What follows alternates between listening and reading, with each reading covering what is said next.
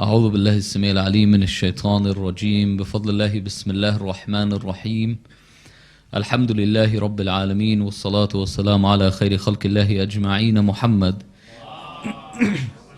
على محمد وآل محمد وعلى أهل بيته الطيبين الطاهرين واللعنة الدائمة على أعدائهم أجمعين إلى قيام يوم الدين. قال الله سبحانه وتعالى في محكم كتابه الكريم بسم الله الرحمن الرحيم يا أيها الذين آمنوا كتب عليكم الصيام كما كتب على الذين من قبلكم لعلكم تتقون. صدق الله العلي العظيم. Allah subhanahu wa ta'ala addresses the believing folk, and he says that it has been written upon you to fast, that is as it has been written upon the people before you, so perhaps you may attain taqwa or God wariness or be aware of Allah subhanahu wa ta'ala. And this was the topic of discussion yesterday. However, there's some further details that we need to speak about regarding fasting and being aware of Allah and the wariness of Allah subhanahu wa ta'ala. Now, yesterday basically we covered the core purpose of fasting. And of these core purposes of fasting, one was for you to be able to empathize with the ones who are poor. And by empathizing with them when you're hungry and thirsty, then it's easier for you to give money in their cause and to help them. Number two, it's to remind you of the hereafter. That you have to place yourself in a certain position so you can have this reminder of the hereafter and this understanding that as a human being you are finite, that as a human being you are fragile, that as a human being you can easily lose everything that you have. Imam Ali alayhi salam, he says, "La ghaiba aqrab min al-maut," that there is no absent thing closer than death. And yet so much of the time we don't even see it. But then all of a sudden you hear a story, someone was at football training and they dropped dead. Someone was at a restaurant and they choked on something and they dropped dead. Somebody was crossing the road at the wrong time and they dropped dead. He got hit by a car and they dropped dead. May this be a death that's distant from you. However, Allah subhanahu wa ta'ala ordained this fasting so we may be able to initiate this wariness of Him and our fragility. I'll tell you something. In this world, two things don't equate. Dark and light don't equate. Heat and cold do not equate. A believer and a non-believer do not equate. You can't equate the two. And on the day of judgment tomorrow, from the moment when we begin our journey into the next world, everything we have done in this world, we will feel and understand how we wish we could have prepared for what happens in the next world. I'll give you just a small example.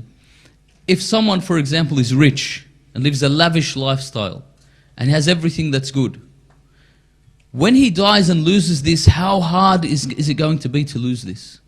Very hard. Very difficult. However, if someone is poor in this world and he leaves this world, they say, you know what, it wasn't that good anyway. And now I'm out of there, so that's it. It won't be that big of a loss. But for someone who has this attachment and so much material wealth, then it's very difficult for him to leave from this world into the next world. That's something that's very difficult upon them. And this is why Allah subhanahu wa ta'ala tries to prepare us with this taqwa.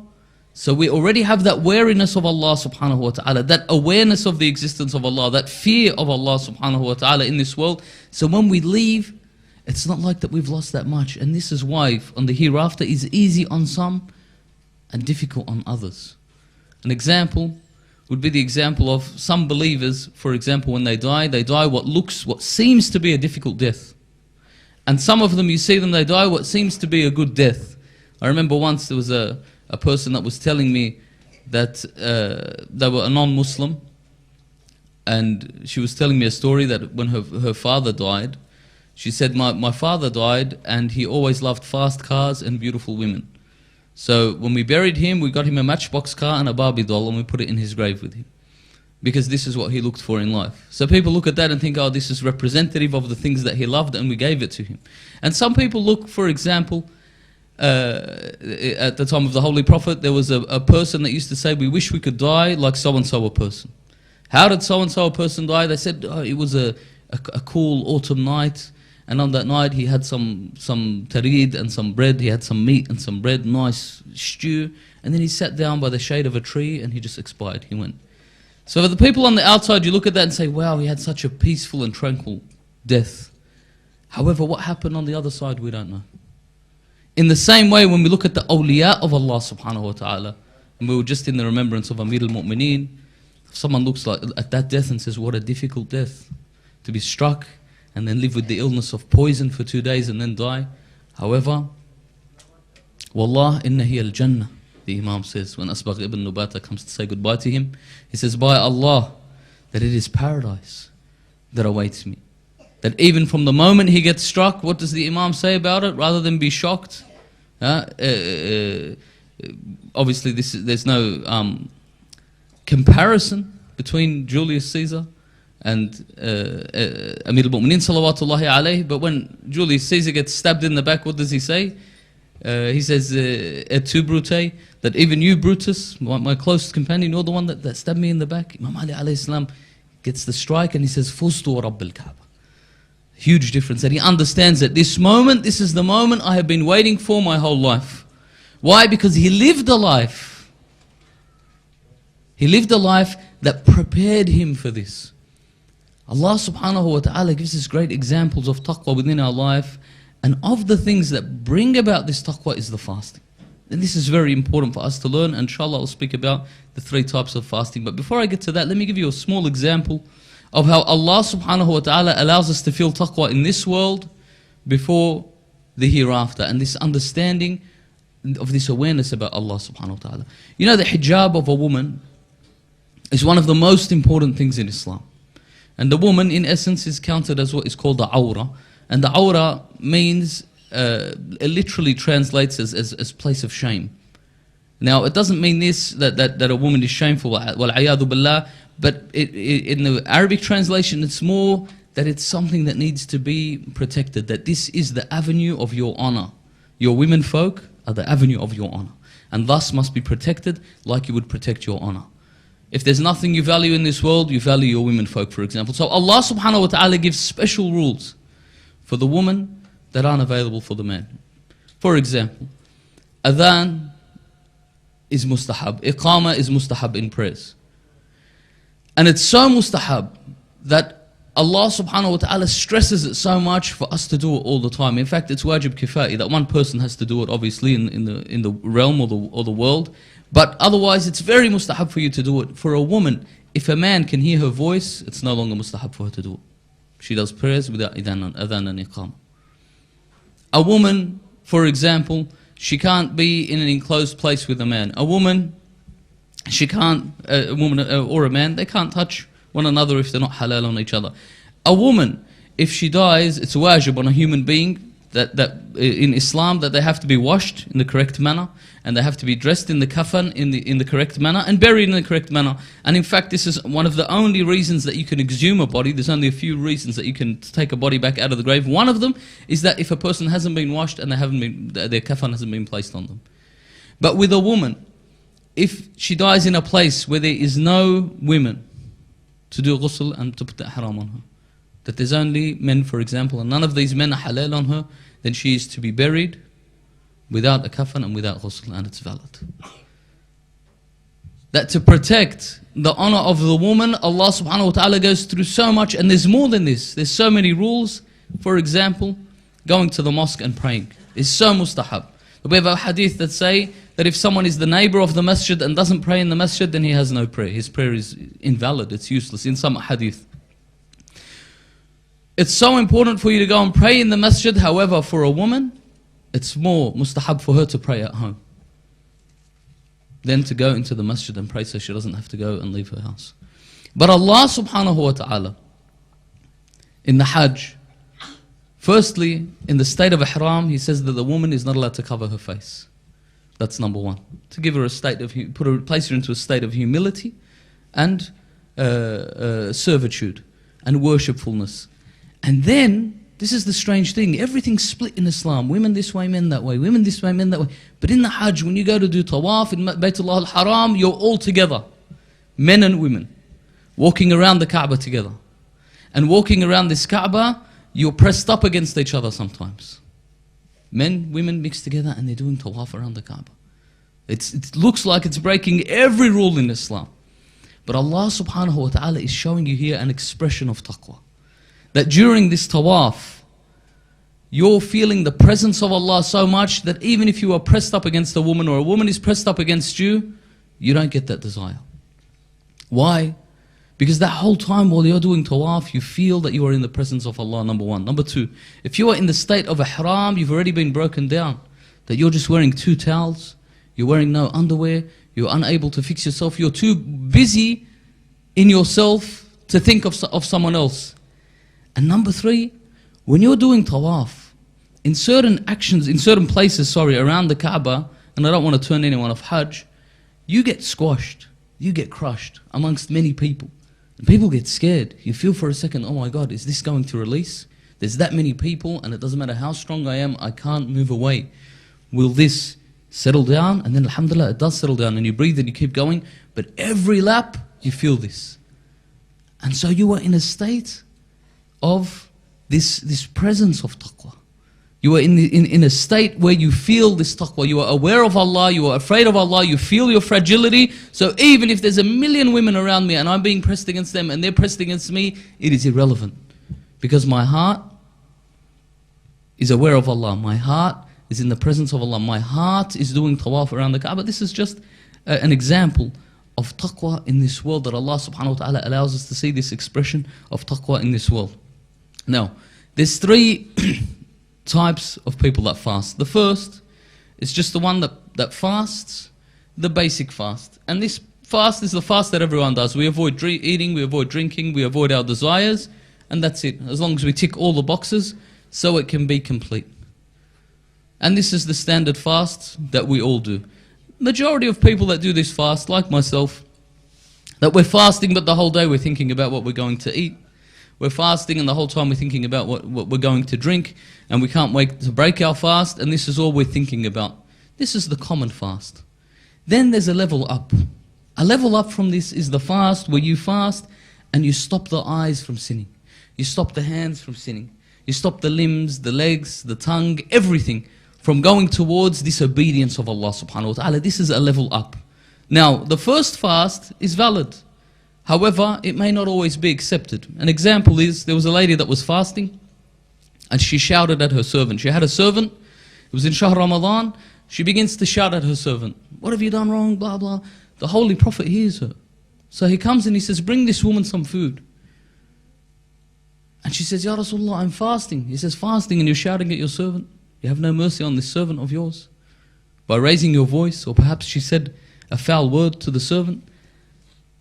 And he says to her, you may as well eat.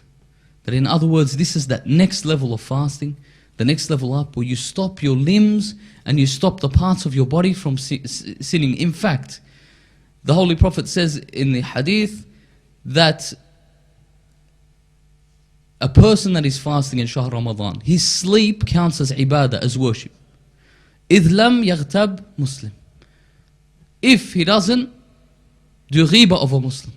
This thing of ghiba, and it needs a whole discussion on its own, is huge. Backbiting the believers, backbiting your brethren. So we may be fasting, I'm not eating, I'm not drinking, I'm not smoking, and yet I'm chewing the flesh of my brethren. Allah subhanahu wa ta'ala, this is how He describes it. أَيَحِبُّ أَحَدَكُمْ أَن يَأْكُلَ لَحْمَ أَخِيهِ مَيْتًا فَكَرِهْتُمُوهُ. Would any of you like to eat the flesh of their dead brother?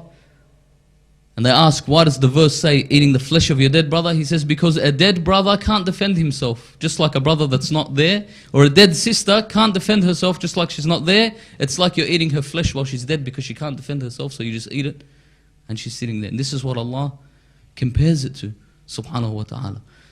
So that second level of fasting is you've stopped your limbs, you've stopped your hands, you've stopped your tongue. But I want to get to some more important points, inshallah. But this is basically the second level. The third level is for the best of the best. The third level is that you don't even speak except for dhikr Allah subhanahu wa ta'ala. The third level is you make your mind fast from bad thoughts. You make your mind fast from anything that's bad, and you make your heart never get disconnected to this sincerity to Allah subhanahu wa ta'ala. That everything I do, all of a sudden, it's no longer about food and drink and food. It's not about my desires. It's gone beyond this. This is the highest and the best level. And Allah subhanahu wa ta'ala gives us an example of it when He talks about Sayyidina Maryam salamullahi alayha, when she fasts and she says that I have been ordered not to speak to a soul. That not only is she fasting from the regular fast, perhaps this is the meaning of this verse, but also she's fasting from even speaking. That her degree and level of fasting is one that is higher. قال رسول الله صلى الله عليه وآله وسلم, he says, الصوم جنة أي ستر من آفات الدنيا وحجاب من عذاب الآخرة. He says that fasting is a protection, which means it's a protection from the difficulties of this world and the punishment of the hereafter. The benefits of fasting in this world are huge. In fact, the benefits of fasting from a health perspective are huge. The Prophet says, Sumu tasahhu.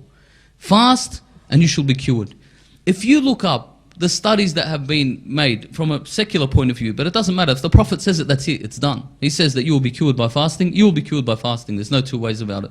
Even in Allah, when Allah mentions it in the Holy Quran, وَأَن تَصُومُوا خَيْرٌ لَكُمْ, when He speaks about لَيْسَ عَلَى الْمَرِيضِ حَرَجٌ, He speaks about that if someone's sick, they don't need to fast, or if someone's traveling, they don't need to fast. And then He says, but if you fast, it is better for you.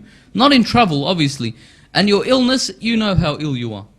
Based on how much you know how ill you are, maybe you can't fast. And in fact, if you are very ill, and you do fast, you have to do qada of that day. That Allah subhanahu wa ta'ala has given you this concession that if you're sick, don't fast. However, fasting repairs your body. The studies that have been placed on fasting, the issue is these studies don't get published in medical journals much. And they're not advertised greatly. Why? Because pharmaceutical industries will lose if it's published. The food industry will lose. The food industry for the last 100 years has been working on teaching us about new meals. We've got breakfast and lunch, and we have brunch. Breakfast, brunch, lunch, and then we have afternoon snack. Afternoon snack, breakfast, brunch, lunch, afternoon snack, dinner. And so on and so forth, and they'll keep adding whatever they can add. And then if there's money to be made from it, they'll just invent something new. And they'll say, you must eat some of this. How much water? You need to drink 6 liters of water a day. Do you remember that competition in the United States? Hold your Wii for a Wii. They had a competition where they said the Nintendo Wii, they said they make him drink water and you hold your Wii and you hold your ability to urinate and you win a Wii. And this lady, she went and she drank, she held it and she dropped dead. She dropped dead. Look it up, it's a famous story.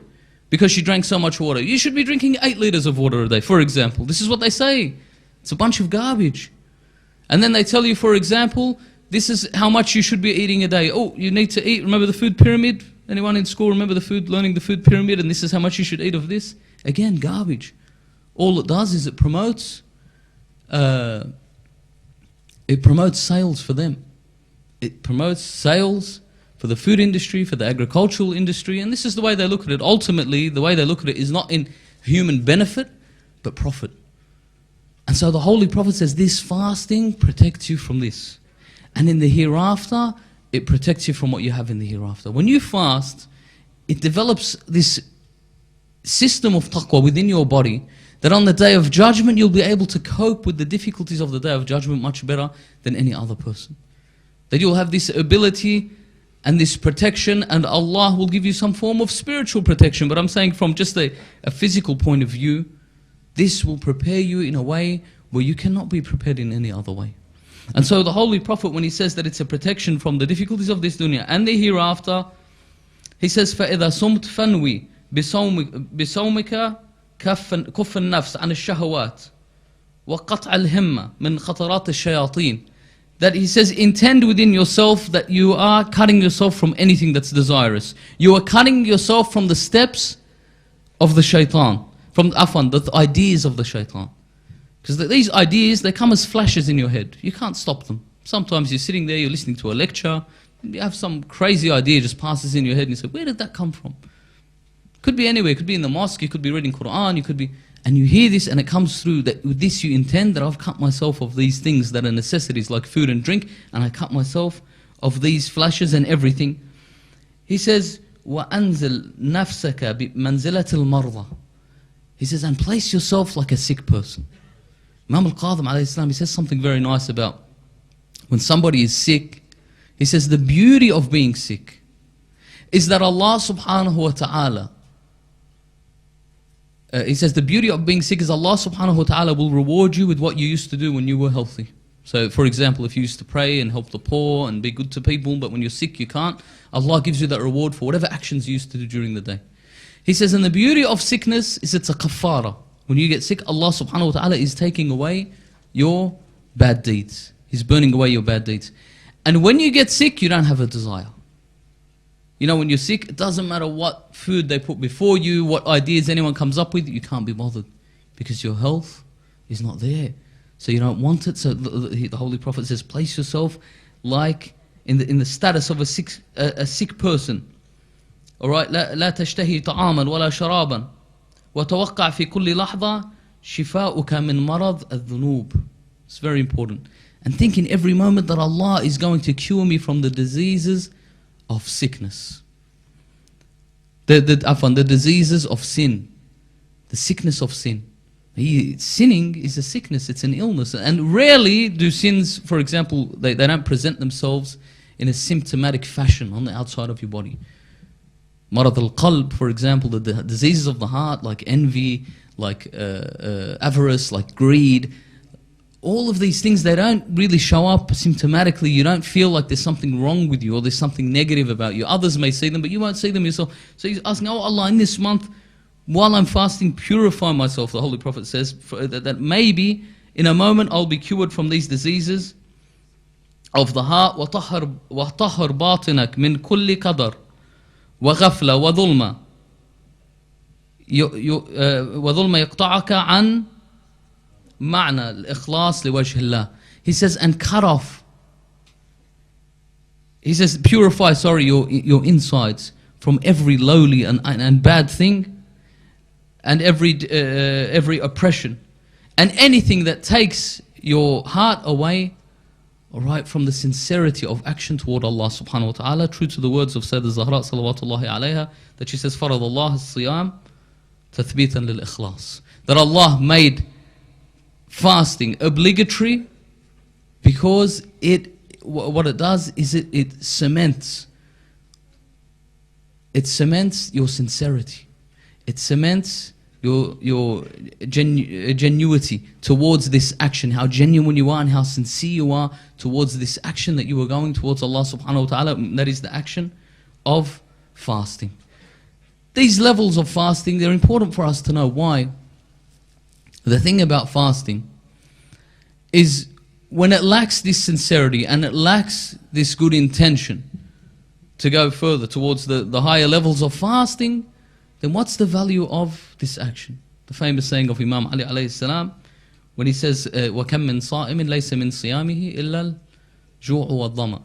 He says, and how many a fasting person, there's nothing of his fasting except he is thirsty and hungry. وَكَمْ مِنْ قَائِمٍ لَيْسَ مِنْ قِيَامِهِ إِلَّا التَّعَبُ وَالْعَنَاءُ. And how many of a person that wakes up in the night to pray to Allah subhanahu wa ta'ala and all he takes from it is he becomes tired and he's just awake. And then he says, حَبَّذَا نَوْمُ الْأَكْيَاسِ وَإِفْطَارَهُم. He says, more beloved than this is the one who is al-akyas, someone who is kayyas, someone who is pious, someone who is intellectual.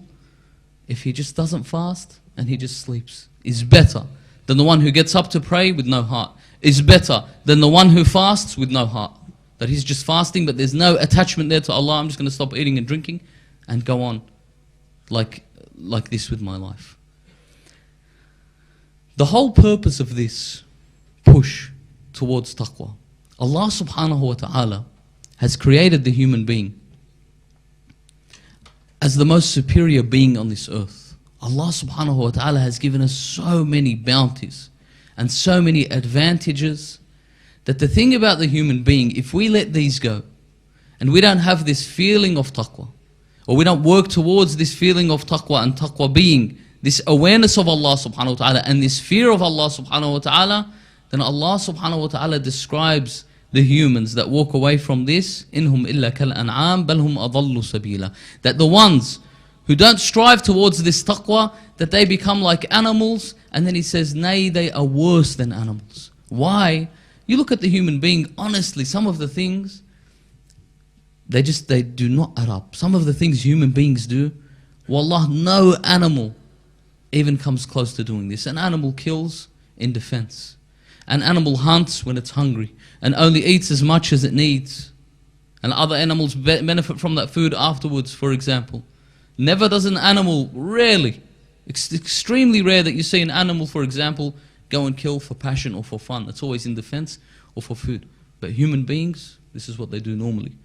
In fact, there's a whole group of them out there. They train for this day in, day out, and this is what they want to do. They train to be able to kill. Go and read memoirs of a lot of these people who are soldiers, for example. When they go to train to be soldiers, they basically train to kill another person, and if they don't get to kill another person, they become depressed their whole life. Go and see it. And the ones that do go and kill end up killing themselves, but the point is they go to a degree that's even worse than animals because they go beyond this instinct. They go beyond this instinct. In fact, they use this intellect that Allah has given them to be elevated. They use this instinct, this intellect to bring themselves to a degree that's far lower. Without that training, every human being becomes like that. Without that training of taqwa, that discipline of taqwa, through fasting, through disciplining yourself, through teaching yourself, through making yourself feel hunger and thirst and pain, and taming yourself, then you will become just like that. I'll tell you now, anyone that doesn't, in the developed world, there's an image of people who are civilized, and the majority of them are civilized because there's laws that stop them from being uncivilized. There's laws, and if you cross these boundaries, you receive the punishment of these laws. But when these laws are taken away, and I'm not telling you everybody is bad, wal-'ayadu billah, but every human being who doesn't train themselves has that potential, without a doubt. They all have that potential. Specifically when they make something legal, and you have a look at, for example, look at if you have a look at the archives of the international criminal courts and the international criminal courts, you will see the majority of them, they tell you what we were doing is legal. What we were doing is legal. In our country, this was the law. These people were to be persecuted. These people were to be killed or jailed, and it was legal based on our law. So based on your law, you'll happily kill innocent women and children, and you'll imprison them, and you'll torture them. Yeah, based on our law, that's what we were doing. And this is how they classify it. Why? Because they have no taqwa. They have no awareness of Allah, no wariness of Allah, no fear of Allah subhanahu wa ta'ala, and this is what happens. And the proof of this is you watch in any area, when it breaks down just a little bit, natural disaster, little bit of a war, people start to act crazy. People start to act crazy. They have to bring in martial law. They have to put curfews. People aren't allowed to go out past this time at night. People begin to kill, as I mentioned before, their own neighbors, their own people that are around them. They begin to kill whatever is around them. They lose all of this. This is why the human being is in absolute need of taming himself. And these are the exercises that will only keep him on the proper path. These are the only exercises that will allow him not just to keep him on the proper path, but to elevate him and take him from that lowly status to a status that is higher than the angels. A status that is above and beyond. The secret within fasting is you hit two birds with one stone. The spiritual effects and the physical effects. The physical effects are so important. Why? Because without your health, this is one of the biggest and best na'am that Allah subhanahu wa ta'ala has given the human being. In fact, Imam Ali alayhi salam has a nice saying where he speaks about the na'am and he speaks about the bala. And he speaks about 3 degrees of each, and these 3, it's a nice hadith, but we're sort of out of time. Maybe we'll discuss it tomorrow. But he speaks about certain things, certain na'am and certain trials that Allah gives, and these 3 are very important. However, we'll close it off with just a small story to give you the importance of, we spoke about the importance of the spirituality that is given to us and the taqwa that we acquire through fasting. However, physical health and the importance of physical health are huge. And this fasting is that avenue into us, bringing us into that spiritual health, giving us that ability to break away, giving us the ability to heal. If someone is addicted to something, addicted to a substance, fasting is the thing that gets you away. You know what the beauty is of fasting? Do you know how sometimes when they try and intervene for a person that's an alcoholic? Wal-'ayadu billah. Sometimes they try and intervene and tell the person you're an alcoholic, it's bad for you. The person doesn't remember because when he's drunk and he wakes up the next morning. So what they do is they try and film him while he's on alcohol. And they film him and the next day they say, have a look, this is what you were doing yesterday. And he's like, oh my God, is that really what this is exactly what you were doing. When you fast, you realize what you really are away from these things that you think make you up as a human being. These addictions that we have. And when you're away from that, you have a moment of clarity to have a look and say, hold on, is this what this substance does to me? Or this what these things do to me? Then maybe I need to be away from these things. Because without them, if I don't have that sound health of body, then the sound health of mind isn't very effective. You may be very intellectual and have a good idea and have good spirituality, but you don't have the body that supports you to do this. And this is why? Because you abuse it. The story with Bahlul and Harun al-Abbasi, also known as Harun al-Rashid. Obviously, Rashid means rightly guided, and he was far from rightful guidance. However, we say this because people know him through that. And so one day Bahlul comes up to him and he says to him, how huge is your kingdom? Remember, this is the person that when he used to see his kingdom was massive. He was the head of the Islamic empire. He was the Khalif, God's man on earth. This is what he thought of himself. That when he used to see the clouds, the rain clouds coming, he would say, rain wherever you please. For surely, whatever income comes off this rain is into my pocket. Go east, go west, wherever you want, it's coming back to me. This is how rich this guy was. And so Bahlul says to him, what is your kingdom worth? He says, it's huge, it's incalculable, it's priceless. He says to him, what if you were dying of thirst in the middle of the desert and you were offered a glass of water? How much would you give for this glass of water that would save your life? He says, I would give half my kingdom. Because if I'm dead, my kingdom's not worth anything. So Bahlul says to him, great, so you drink this water, and let's say you need to go to the toilet, you need to wee, okay? And you don't have that ability to urinate. Why? Because you have something, your urinary tract is blocked for some reason. What would you give to be able to go to the toilet? So he thinks about it. And this is difficult. For anyone that's ever had that sickness, it's a tough sickness. It's very hard. You always feel like you need to go and then nothing's happening. You feel like you need to go and nothing's happening. It's painful. He says, I would give the other half of my kingdom. So he says to him, your whole kingdom that you say is huge and you talk to the clouds is worth nothing more than a glass of water and a wee. This is it. That's your whole kingdom. You're saying you're massive and you're rich and you have all of this. This is what the whole kingdom is worth. That this small thing of health is worth more than the wealth of the worlds, and above that, as Imam Ali alayhi salam says, is taqwa al-qalb. Maybe tomorrow we'll discuss these a little bit. We ask Allah subhanahu wa ta'ala to give us this understanding of fasting. So inshallah, when we do the recommended fasts after this, and for the fasts of Shahr Ramadan afterwards, and in fact, just as a quick side note, that it's mustahab to fast, it's haram to fast on the day of the Eid, but 7 days after the day of the Eid, it's mustahab to fast those 7 days. And this is perhaps the reasoning behind it, the hikmah behind it, is to help the sisters who had to break their fast for a week during the holy month be able to fast, and you do it together. It makes it easier for them. So you all fast. And this is why it's very big istihbab in fasting those 7 days after the day of the Eid. We ask Allah subhanahu wa ta'ala to give us that ability to realize the true function of fasting and get the true fruit of fasting. We ask Allah subhanahu wa ta'ala to hasten the reappearance of our holy Imam Ajal Faraj al-Sharif, to have mercy on our dead, to cure our sick, to fulfill our debts. وآخر دعوانا أن الحمد لله رب العالمين. رحم الله من قرأ سورة المباركة الفاتحة وأهدى ثوابها إلى أرواح المؤمنين والمؤمنات. تصفق الصلاة على محمد وآل محمد.